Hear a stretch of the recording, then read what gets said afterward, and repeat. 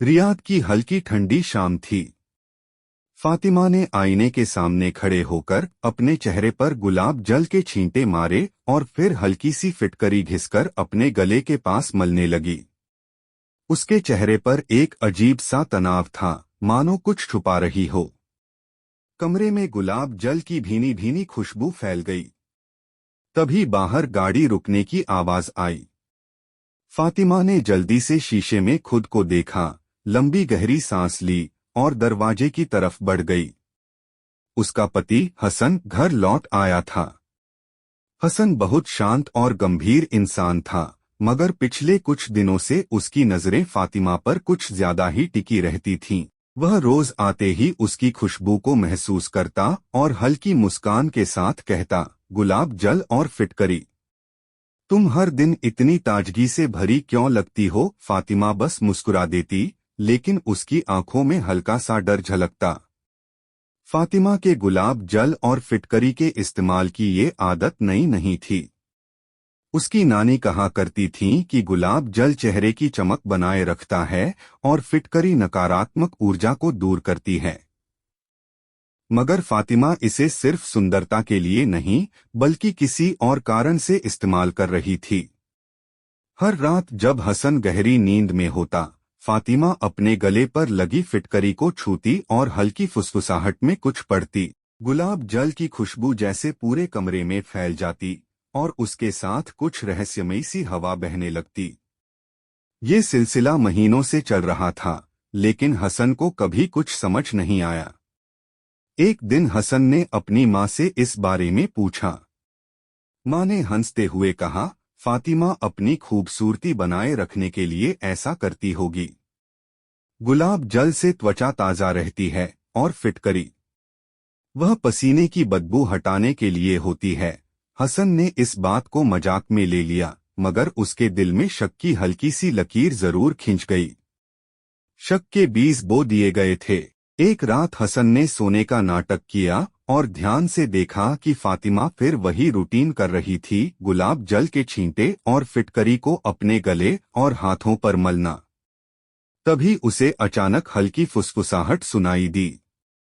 उसके होश उड़ गए जब उसने फातिमा को कुछ अजीब शब्द बुदबुदाते सुना, जो किसी पुराने अरबी मंत्र जैसे लग रहे थे। हसन ने हिम्मत जुटाकर आंखें खोलीं और पूछा, फातिमा, तुम ये सब क्यों कर रही हो? फातिमा की आंखों में डर उभर आया। वह कुछ देर चुप रही, फिर बोली, मैं तुमसे एक सच छुपा रही थी हसन।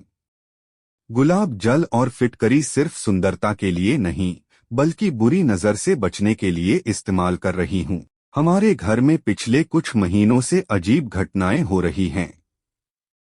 मैं महसूस कर रही थी कि कोई अदृश्य ताकत हमें देख रही है, इसलिए नानी का ये नुस्खा आजमा रही थी। हसन को अचानक पिछली घटनाएं याद आ गईं, रात में हल्की सरसराहट, सामान का जगह बदलना और फातिमा का बदलाव व्यवहार।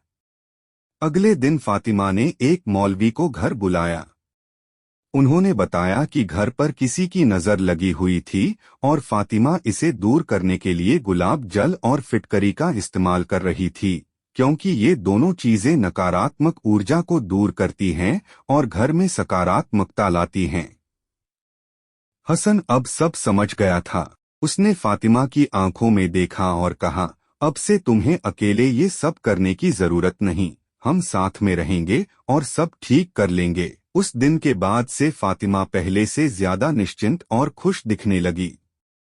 मगर अब भी हर शाम घर में गुलाब जल की खुशबू और हल्की सी फिटकरी की मौजूदगी महसूस होती थी, जैसे अतीत की परछाइयां अब भी कहीं आसपास मंडरा रही हों। कुछ महीनों के बाद फातिमा और हसन की जिंदगी धीरे धीरे सामान्य हो गई थी। फातिमा अब भी हर शाम गुलाब जल और फिटकरी का इस्तेमाल करती थी, लेकिन अब उसके चेहरे पर पहले जैसी चिंता नहीं होती थी।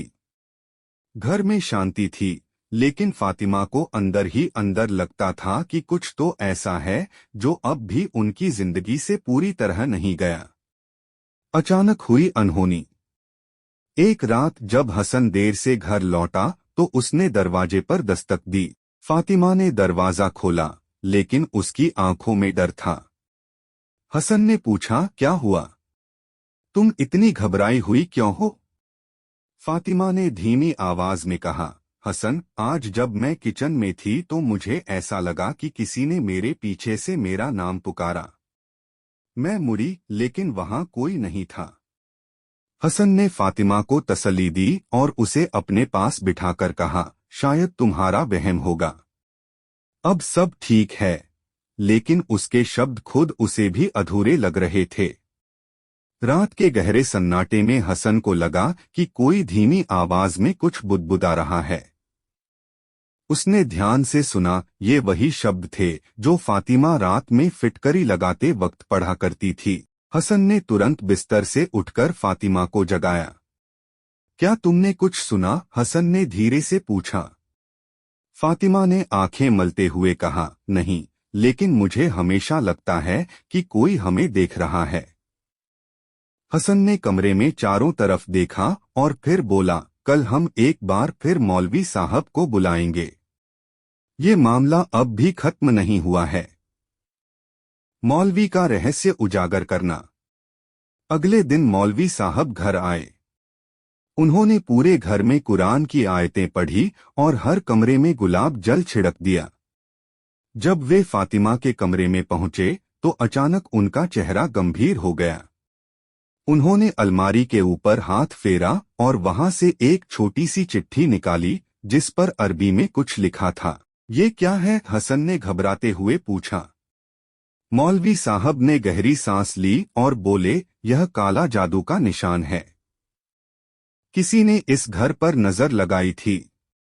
फातिमा सही कह रही थी, यहाँ कोई बुरी ताकत थी। फातिमा की आंखों में आंसू आ गए। उसने हसन की ओर देखा और कहा, मैं जानती थी कि कुछ तो गड़बड़ है।